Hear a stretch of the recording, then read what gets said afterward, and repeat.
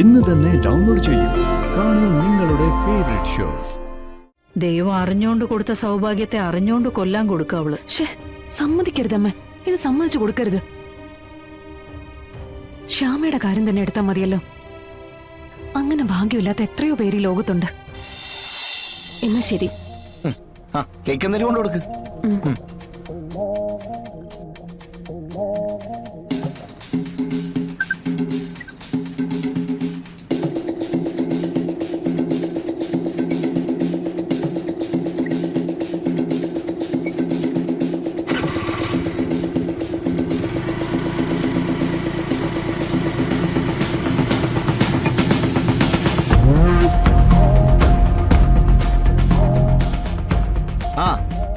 എങ്ങനെയാ പുതിയ appointment? Workout ആവോ? നല്ല ഗംഭീര തുടക്കല്ലേ രോഹിത് ബ്രോ, പൊളിയാണ്. ചിലപ്പോ ആശാനെ കടത്തി വെട്ടും. അങ്ങനെയല്ലേ വേണ്ടേ? എടാ, ഈ സാരഥിയുടെ മികവിലാണ് രഥം പോണ്ടേ. എങ്കി ഈ സാരഥി ഈ രഥം പറപ്പിക്കും. കാശ് നോക്കിയേ, എന്തെങ്കിലും കുറവുണ്ടാ? കുറവുണ്ടോന്നോ? 2 മാസത്തെ പലിശയും ഈ മാസം തുടങ്ങിയിട്ടേ ഉള്ളൂ. ഈ മാസത്തെ പലിശയും കൂടിയാ രോഹിത് ബ്രോ മേടിച്ചു വന്നിരിക്കുന്നതേ. അത് കലക്കിയല്ലോ. അതെ, മസിൽ പവർ അല്ല കേട്ടോ രോഹിത് ബ്രോയുടെ ആയുധം. അന്യായ വായ്ത്താളോ സംസാരിച്ച് മയക്കി തള്ളിട്ട കാശ് മേടിക്കുന്നേ.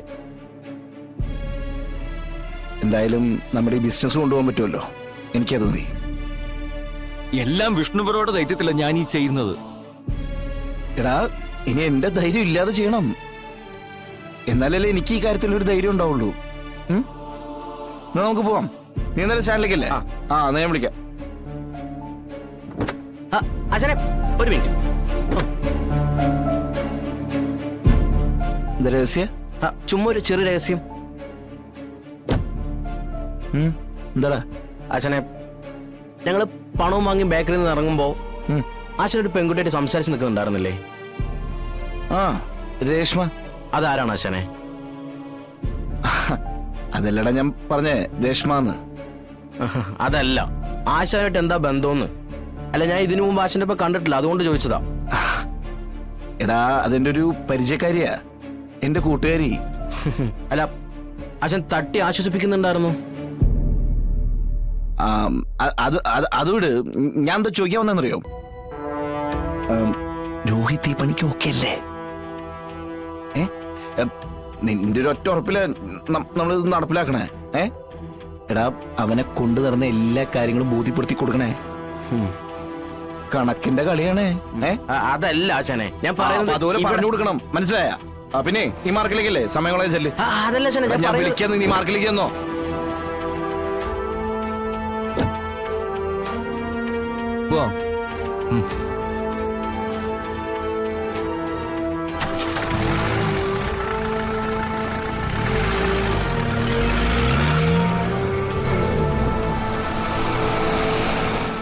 എന്തോ ആശ മറയ്ക്കുന്നുണ്ടല്ലോ.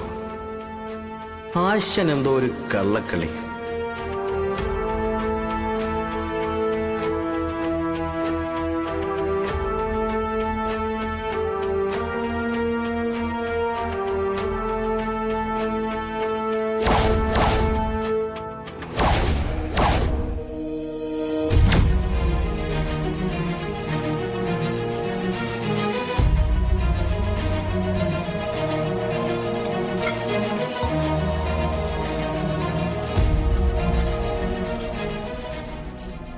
നീ അതവിടെ ഇട്ടേക്ക് പെണ്ണേ, ഞാൻ അടിച്ചു തൂത്ത് വാരിക്കോളാം. ആ തട്ടിന്റെ അടി അലമാരയൊക്കെ ആഴ്ചയിൽ 2-3 തവണ ഞാൻ തൂത്ത് വൃത്തിയാക്കിക്കൊണ്ടിരുന്നതാ.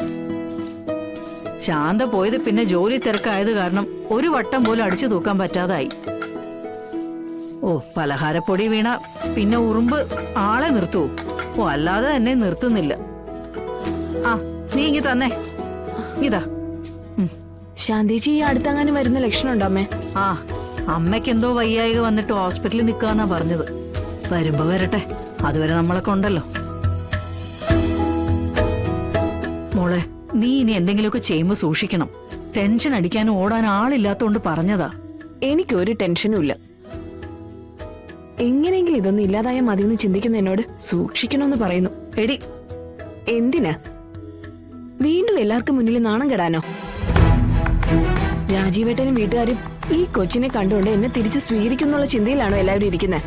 അതൊരു സ്വപ്നം മാത്രം അമ്മേ. ഈ കൊച്ചിനെ അവരൊരിക്കലും അംഗീകരിക്കുക കൂടിയില്ല.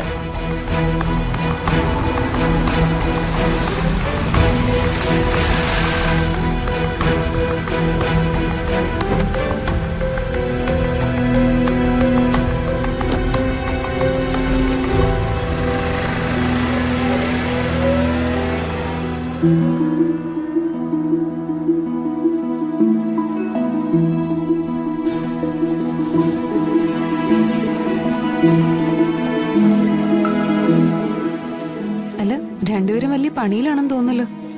ഇനി ഇത് മാത്രമല്ലേ ആകെ ആശ്രയമായിട്ടുള്ളൂ. അപ്പൊ പിന്നെ നോക്കി നടത്താതിരിക്കാൻ പറ്റുമോ? എടി,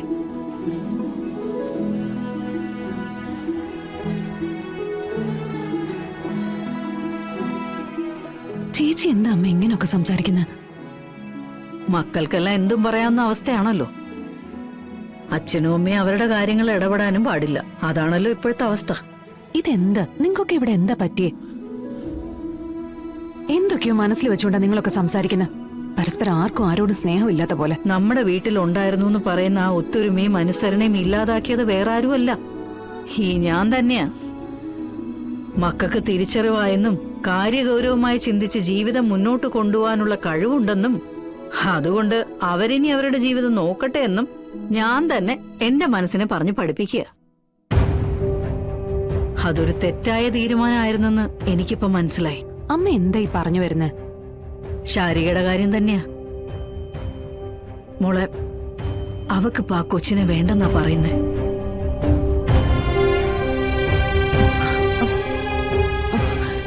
വേണ്ടെന്നോ? അവളുടെ ഇനിയുള്ള ജീവിതത്തിൽ ആ കുഞ്ഞൊരു ബാധ്യതയാവുന്നാ പറയുന്നേ. ദൈവം അറിഞ്ഞോണ്ട് കൊടുത്ത സൗഭാഗ്യത്തെ അറിഞ്ഞോണ്ട് കൊല്ലാൻ കൊടുക്കുക അവള്. സമ്മതിക്കരുതമ്മ, ഇത് സമ്മതിച്ചു കൊടുക്കരുത്. ശ്യാമയുടെ കാര്യം തന്നെ എടുത്താൽ മതിയല്ലോ. അങ്ങനെ ഭാഗ്യമില്ലാത്ത എത്രയോ പേര് ഈ ലോകത്തുണ്ട്. ഇതിപ്പോ ഞാൻ സംസാരിക്കാം ചേച്ചിയോട്.